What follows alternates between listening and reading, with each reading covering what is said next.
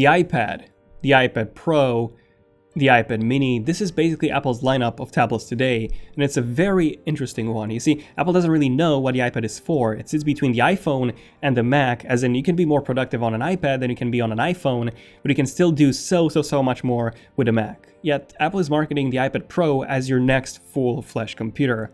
And they even further improved on the idea with iOS 11, because iOS 11 was the biggest update to come with the iPad. It brought a permanent dock similar to the Mac one. You could drag and drop apps from the dock to the side and activate the split screen view mode. It was the biggest and the best update to come to the iPad, and I have to say I even bought an iPad Pro 10.5 inches just for this experiment alone, to see if I could use it as my main computer, and long story short, I couldn't, but I was really close. So my main issue was actually the lack of mouse support, which can get your wrist, your arm very easily tired. But other than that, if your main work consists in writing emails and browsing and maybe a few spreadsheets here and there, then yes, I would honestly say that there is a small category of not so demanding users that could easily use an iPad Pro with a keyboard as their main computer. Heck, I even did all my thumbnails, by the way, for all these videos for about 2 to 3 months entirely on an iPad Pro with an Apple Pencil, and it was so much easier than doing it on a computer, and so much faster and so much more precise because of that. However, iOS 12 actually kills a lot of the big improvements that iOS 11 brought to the table and brings back the old iOS 10 features, and this is a big issue for me, at least, someone who tried using an iPad Pro as a main device over quite a few months now. So I wanted to make this video maybe to prevent some of you from updating until these issues are fixed, and here's everything you need to know. So yeah, this was a really long intro, probably my longest one. So yeah, get the popcorn ready, and let's begin. Right, so one of the main changes in iOS 12 on the iPad is actually how gestures work. So iOS 12 actually brings iPhone 10 like gestures on the iPad. Now, if you do use an iPhone 10, you might know that not all the gestures were brilliantly designed.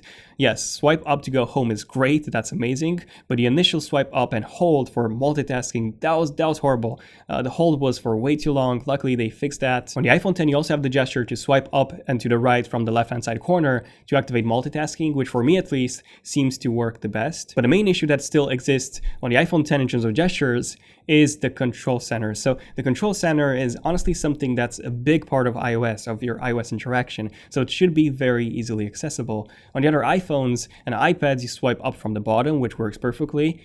And on the iPhone 10, that actually gets you home since you have no home button. So to bring up the control center, you have to do something completely different, and that's swiping down from the top right corner, which is very badly designed. So I don't know, but swiping up from the bottom right corner would have made more sense, as it would have been so much easier to reach, but I don't know how they designed it for the top right. But yeah, unfortunately, iOS 12 works exactly the same in terms of gestures on the iPhone 10. So they haven't made any improvements, any changes. And guess what? We have the same gestures now on the iPad. So this means that you now have to swipe up to go home, and then you swipe up and hold from the bottom to activate the multitasking bar, and then you swipe down from, yes, you guessed it, the top right corner to activate the control center, which is completely, am I allowed to say retarded? Like, honestly, who designed this? Seriously, imagine doing this on a 12.9-inch iPad Pro. So previously on iOS 11, if you swipe up, you would not only activate the dock, but also the multitasking bar as well as the control center with just one gesture. So essentially 3 gestures in one, which is great. But now with iOS 12, you have different gestures for each. So remember how awesome it was on iOS 11? For example, you were in an app and you swiped up, and then the dock would automatically appear. And then you would have been able to drag apps on the side for split screen view and so on. That was awesome. That was amazing. Well, now with iOS 12, it's almost impossible to do that, because every time you invoke the dock, it will take you home. So the solution to this is actually to swipe very slowly and just a tiny bit, and then the dock appears. And by the way, the control center is no longer merged into the multitasking bar for some reason. It now looks exactly like an iPhone one instead of the longer iPad-like design of the control center that was introduced in iOS 11. Oh, and here's a bonus one. Remember that gesture on the iPhone 10 to swipe up and to the right from the left-hand side corner to activate multitasking? Well, that actually works on the iPad as well. It's just that, you have a significantly larger display, so you have to move your finger a lot in order to do that. because of the larger display, which again kind of works on an iPad mini, but if you have anything larger than that, it becomes quite a bit of a problem. So I don't know, it feels like with iOS 12 on the iPad, Apple's going back to making the iPad just a larger iPhone rather than optimizing the gestures and what you see on the display for a larger device, which is what Apple did with iOS 11 essentially. Now of course that this is a hint to the iPad X or the iPad Pro 3rd generation that would actually ditch the home button and add Face ID instead. I've actually done multiple videos and even concepts of this iPad. This would essentially be the biggest design change to come to an iPad. And yes, this iPad would have to rely on those gestures because, well, it won't have a home button anymore. So that makes sense.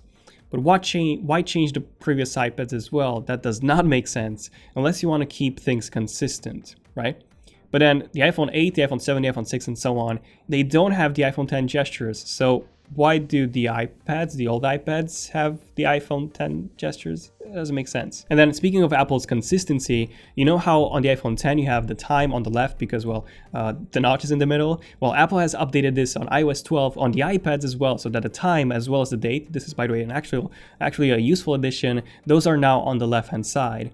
Again, the regular iPads won't have a notch, maybe not even a 3rd generation iPad Pro, by the way. So since Apple hasn't moved this on the regular iPhones, and we still have the time in the middle, why are they moving it on the non-notch old iPads? So essentially, Apple is transforming all the older iPads into iPhone 10s, whereas the old iPhones are still old iPhones.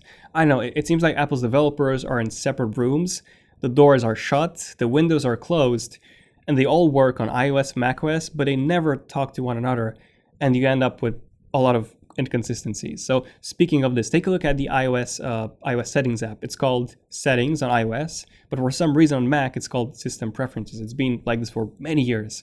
macOS has a dark mode.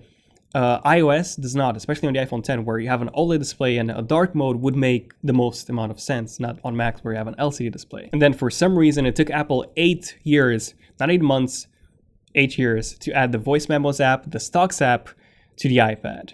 Yet apps such as the Weather app or the Calculator app, which I mean, you kind of need a calculator on something that's supposed to replace a laptop, don't you? At least according to Apple. The iPad Pro is supposed to be a laptop replacement, but you still don't have a calculator app, a first-party calculator app. Not even to mention a ton of product inconsistencies, such as how you get color-matching Apple stickers with a 12-inch MacBook, but not the MacBook Pros or the iPhones and the iPads. What makes the 12-inch MacBook the only Apple product to do that? Why is it so special? And then why do we get black Apple stickers with the iMac Pro, the Mac Pro, but not the $3,000 MacBook Pro 15-inch, for example? It's still a Pro, why not? And it's still crazy expensive, so why not? And then, stuff like, why is the iPad mini 4 more expensive than the iPad, the regular iPad, which is way better?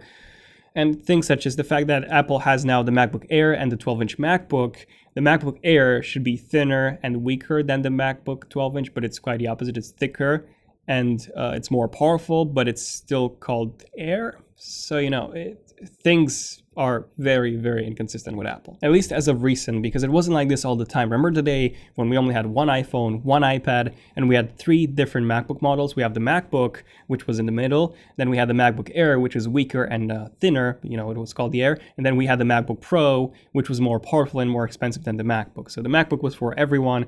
The MacBook Air was for people who wanted portability, and then the MacBook Pro was for those who wanted performance. So made a lot of sense. So yeah, anyway, this was a bit of a different video than what I normally do. I don't really do rants. I guess you could call this video a rant. So yeah, hopefully someone from Apple's executive team sees this video somehow, and hopefully some of these issues, if not all of them, would be fixed at some point. But yeah, definitely let me know in the comments what's your experience with Apple's inconsistencies. What do you think they should be changing, and what other inconsistencies have you noticed in terms of Apple as of recent? Definitely subscribe if you want to see more interesting in-depth tech videos like this one. Hopefully, well, I don't really do rants, but yeah, interesting in-depth tech videos unlike this one. Hopefully this was interesting at least. Definitely enable notifications so that you get notified as soon as a brand new video comes out. Feel free to like if you have enjoyed it, so let me know. I'm Daniel. I'll see you guys in my next one. Zen of Tech, signing out. Cheers.